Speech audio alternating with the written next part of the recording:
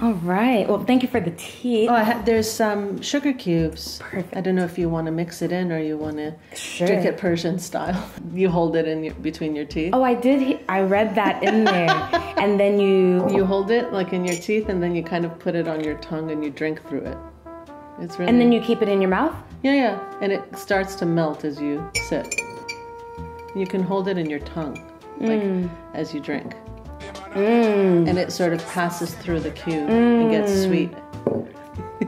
You're like, oh my God. Well, I was gonna ask, how do they, like, you just have to keep drinking then, because you can't have a conversation. So I read To Keep the Sun Alive by Rabia Ghaffari, and it was such a fantastic read, and I'm so excited to bring you this video. This book was such a huge part of the transition that I recently had, in that it gave me the direction as I was reading it, and it was like, go to Paris, go to Paris, go to Paris. But this video is just about To Keep the Sun Alive, a story that is gorgeous, cinematic, and just such a thrill to read.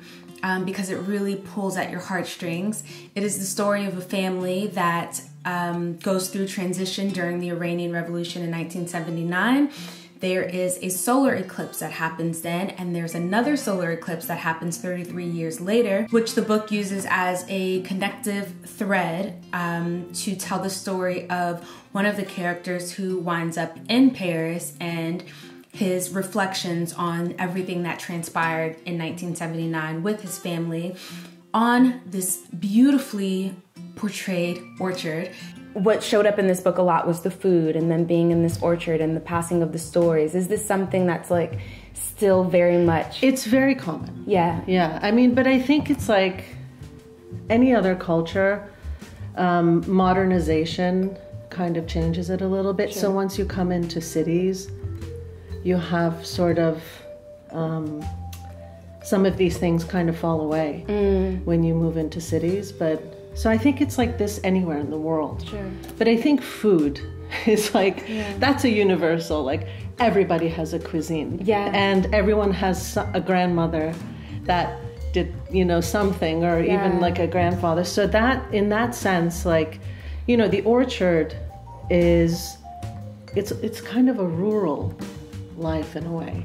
It's country life. I mean, that orchard, which is actually based on my grandmother's orchard in Nishapur, it's a self-contained world. It really was. Like, you literally didn't have to leave those doors. You could live and function inside that orchard. You had everything that you needed.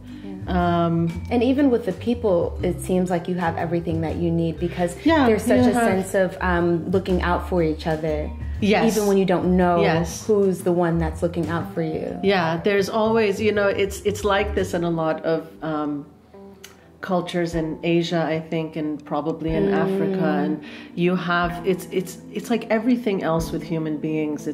There's two sides to the coin. It's like on the one side you have people always looking out for you, and on the other side you have people, they won't leave you alone. The way that the story is told, a lot of it's sort of in reverse. So as the story is being told, we're actually learning more about the characters in reverse. So we get more of their backstory, and they themselves start to be revealed. Their names are revealed. And then the things that happened in their history that caused them to be the way that they are.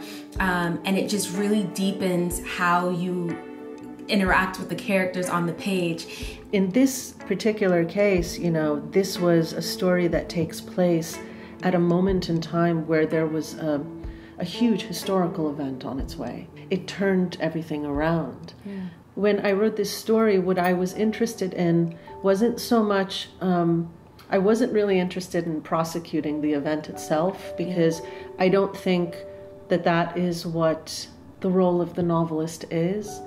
I was interested in looking at how these historical events weigh on human beings, on like, you know, something like the structure of a family, which in a way is a stand-in. I mean, isn't a family really just like a nation? Yes. You know, and sometimes, and I know that there are so many people in this world from all over the world that have these stories where it's like their own brother turned on them, or their own father abandoned. Like, you know, historical events have a way of like sort of crystallizing things.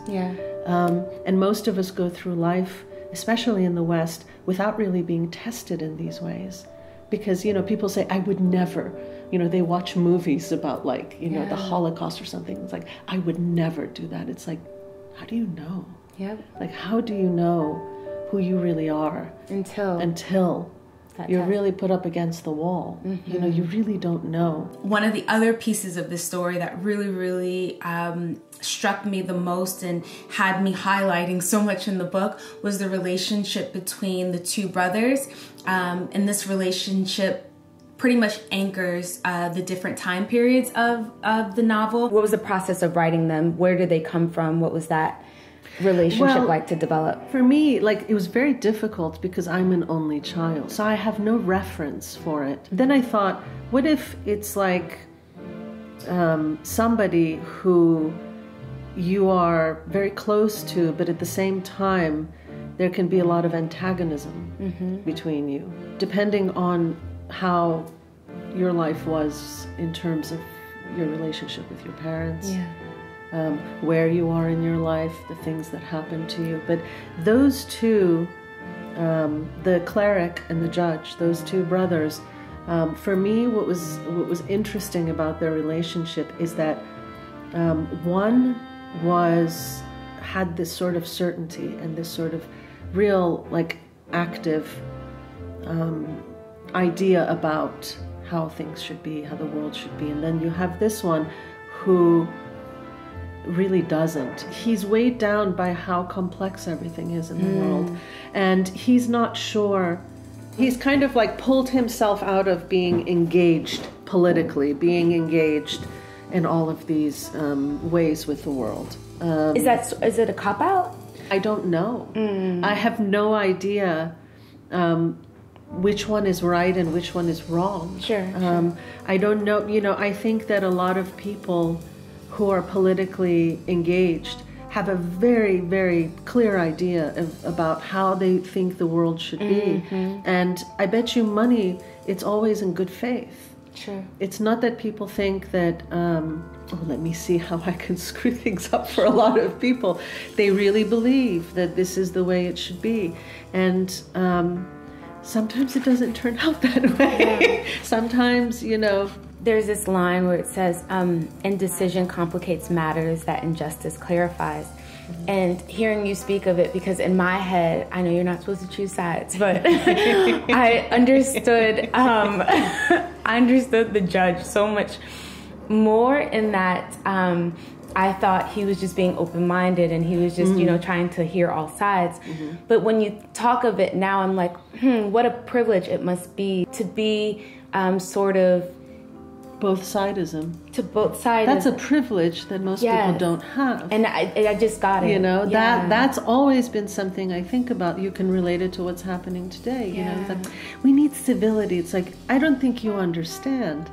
People are dying. There's no room for civility. It's like, of course, you know, it's like you can only kind of, that's why, like, there's, I think in the orchard section, there's, when they talk about the cherry orchard, Majid and the judge, and you know, he says, you know, how frustrating it is, like how privilege causes inertia. There are so many characters that will really just stick with you. There's Bibi, the matriarch of this family. Bibi. Is she? How did you come with this character? Is she referenced off of anyone you know? Bibi is somewhat based on my grandmother. Her name was Bibi Khanum.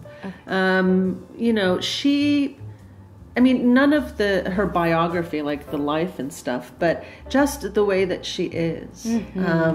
My grandmother was like that. She had this, she was a religious person, you know, she wore her chador and she prayed and all that kind of stuff, but she was also very relaxed. about whatever other people did and stuff. She was very like, you know, people drank around her and, you know, like did all kinds of stuff, and she was just kind of like, you know, it's happening. It's all good, you know, to each their own. Like, there's this beautiful love story between her and the judge, and when that continues to develop as the story reveals more about their history, you're just so touched by the tenderness that's between the two of them. There's another love story between two of the younger characters, Nazreen and Majid, and their story just had me weeping in the bed as I was reading it, because it was just so pure and it was really raw. And then the love story between Nazreen and Majid. I told you I was such a sap. I'm fascinated by how men and women relate to one another. I'm fascinated by women and their friendships. I'm fascinated by men. I think that this is like a really fertile area in which to tell stories, because there's so many different ways in which we relate to one another. And you see them like very clearly when you are sort of confronted with the dynamics between the sexes in a more traditional society, where these other elements aren't really coming in yet. Like, I think right now in like contemporary Western society, women and men are grappling with how to sort of like, how do we find this sort of equilibrium? How do we coexist in this world? There's all these other things that come in, and people are trying to figure out, how do I work? How do I have a family? How do I do these things? How does this affect my relationship with my husband or my boyfriend, or all of these different things? And, you know, in a more traditional society, you have somewhat of an opportunity to kind of see those things in their own almost natural habitat. The title comes from, there's a tradition in Zoroastrianism which is called Chaharshanbe Suri, which literally means Wednesday fire. Okay. It's the last Wednesday before the New Year, which is the spring equinox. It's, you know, the Persian New Year is like every year. It kind of shifts like within a day or two. And what the fire represents, the reason the fire is lit is because it's the longest, I think it's the longest day. And so they light the fire as the sun sets, and they keep it lit until the sun rises again to keep the sun alive. Because the sun is a central motif, and it's very important in Zoroastrianism. It's also about storytelling, you know, to keep the sun alive. You know, storytelling is really one of the most fundamental ways in which we are able to kind of understand the world around us and keep ourselves kind of tethered to some sanity, you know, because, you know, everything comes at you. And it's a light, it's a guide. It is a light. It is a guide. The stories are giving us direction, and it's the sun. It reminds you of... Oh, it's so beautiful. Yeah. Thank you. So, to keep the sun alive, definitely you want to start off your 2019 with this read. It is so fantastic, and when you do read it, come back, talk to me about it in the comments, on Instagram, Twitter, anywhere. I will talk to you about this book over and over and over again. So much thanks to Rabia for talking with me about her debut novel, and as always, thank you so much for watching, and until next time, remember to read or be read, and I will talk to you soon. Bye.